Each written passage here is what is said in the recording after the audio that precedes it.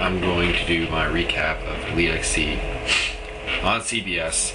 Only the main card because I haven't watched the undercard fights. I didn't do very well on them. I'll admit. I didn't lose anything on the main card though, which is pretty cute. Pretty cute. Okay, Brett Rogers, John Murphy.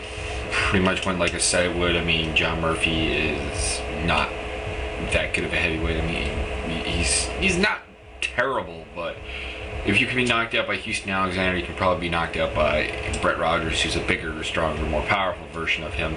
And that's basically what happened. He knocked him out the first round pretty convincingly. Next up, Joey Villasenor, Phil Baroni. Good fight.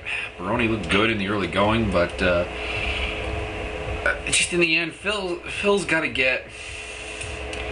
It looks like he's training in California somewhere instead of with Hammerhouse, but he came out with a lot of Hammerhouse with him. And it just makes me feel, Phil, you got to get yourself with a good camp. And if you do, you can be a good fighter because you do have great punching power and you do have good hand speed. But you got beaten by a man who's just better at everything. Better kickboxer, better grappler, better wrestler in Joey Villasenor. In the end, getting TKO. I thought this would go longer because I thought, I mean, Phil can take a punch, and I also thought Joey was going to go with the ground game aspect a little more than the stand-up. Because, I mean, in the end, he had a decent looking guillotine, but it really didn't look all that close to finishing, which would have been funny because that would be the second or third time Phil Baroni's been finished by a guillotine when he keeps saying his grappling is getting so much better. I'll leave you to judge that. Gina Carano, Caitlin Young, really good fight. I mean, not a terribly large fan of female MMA, not because it's females, but just because, like, at this point in the game, they're just not, they tend not to be as skilled. I mean, there's exceptions to this, Tara LaRosa, Amanda Buckner, when they fought in Bodog, that was a really good fight. And there's a couple others, but I wasn't really expecting much from Caitlin and Gina because Caitlin was oversized and Caitlin doesn't really have much of a ground game. She does not have striking defense either, and you saw it. When Gina wanted to hit her, she hit her, and I think that's more of a testament to Caitlin Young's lack of striking defense than it is to Gina's offense. Because I saw it in the Bodog tournament too. Those of you who watched that probably saw the same thing. Caitlin, when she's going forward and she's throwing punches, I mean, she looks good. But once the other person comes, like, coming back at her and starts throwing punches back, she doesn't seem to block. She doesn't have very good head movement. It's something she should work on, and I think she's at Minnesota Martial Arts Academy, and I think you can expect a lot of good things from her in the future, though. After that, we had the middleweight title bout between Scott Smith and Robbie Lawler. This was a really good fight. Lawler came close to finishing a couple times. Scott Smith had a couple of good opportunities to try and finish it. In the end, Lawler fingered him in the eye, and this is the big controversy of the night, although most people will probably say the Kimbo James Thompson fight was, because Kimbo is such a polarizing character. Basically, I mean, the doctor comes in, and Scott Smith does make the mistake of saying, I can't see. I mean, you don't do that. That being said, you're supposed to have 5 minutes before they'll even call the fight, unless it's something like a Randy Couture or Vitor Belfort, where the eye is like, you know, the eyelid on that one was cut right about there, and he was bleeding from it. And that wasn't the case here. I mean, you're supposed to have 5 minutes to clear your vision.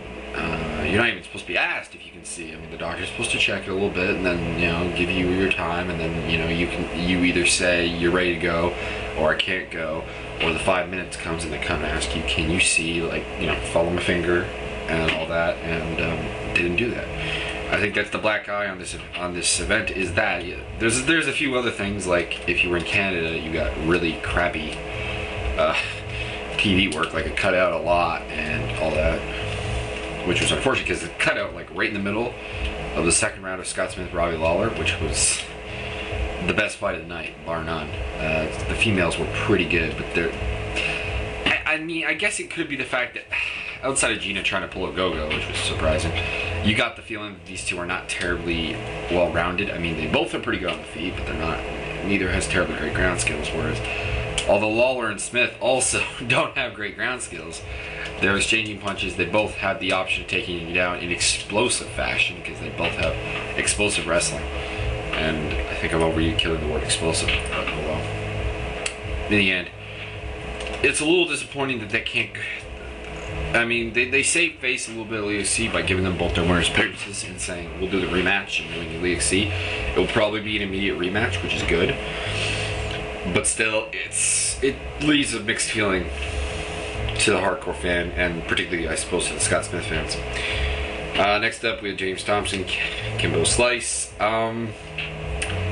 This kind of showed some things that I've been saying about Kimbo for a long time. People called me racist for it. He's not that good.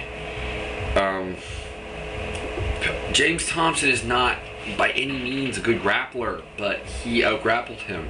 He's not by any means a good wrestler, and he took him down. If Kimbo were to fight, let's not even talk about UFC, but let's say he were to fight someone else who's in the LEXC, like Junior Silva, he would get wrecked. Right now, I mean, he has potential because he is an excellent athlete. He has great power in his hands. He did a pretty good job of soldiering forward, even though he was tired. I mean, he showed some good things in this fight. Don't get me wrong, but he showed a lot of weaknesses. And in the end, I think the main thing that got this fight stopped is not even so much the ref necessarily thought he was knocked out, but you see James Thompson's ear, which he should consider getting some surgery done, because they can not entirely fix that, but bring it to the point so it's not like gumbo ear, like way out here on the they, like, you know, drain it and sort of kind of reshape it again. I think that ended up hurting him, because I think he busted the ear open with a punch, and the blood starts coming out. And when you're a ref and you look at it, you see blood pouring out of the guy's ear. Unless you're the guy who refed Sakurai versus, or not Sakurai, Sakuraba versus Smirnovas, which have been stopped so many times. Ooh, I feel bad for Smirnovas, because I'm pretty sure that he actually gave up on that fight, thinking there's nothing I can do to finish this man, because I'm gonna have to knock him out, and I can't knock out Sakurai. But anyways, still, I mean, like I said, I mean, good things shown. Kimbo showed more grappling than I think most of the hardcore fans thought he had. That being said, he showed still very fundamental basics, and he was sloppy at some of them. I mean, he was saved by his brute strength, which admittedly he's going to have over a lot of heavyweights that they're probably going to send at him.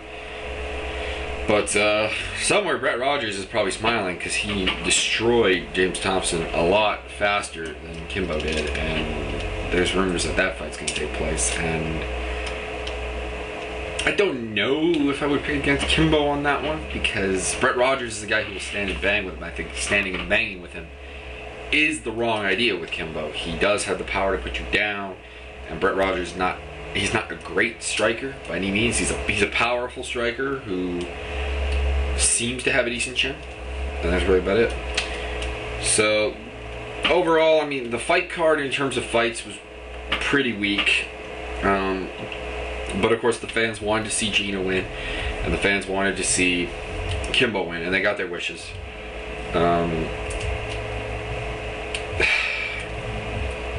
It's just, to the hardcore fan, I almost wish James Thompson would finish Kimbo. Just because I think, here's the deal, is if Kimbo had lost, I think he would go back to the drawing board and train even harder, whereas with a win, I don't know if he'll do so. So a loss might have actually better served Kimbo. That's just my opinion. Anyways, I'm off.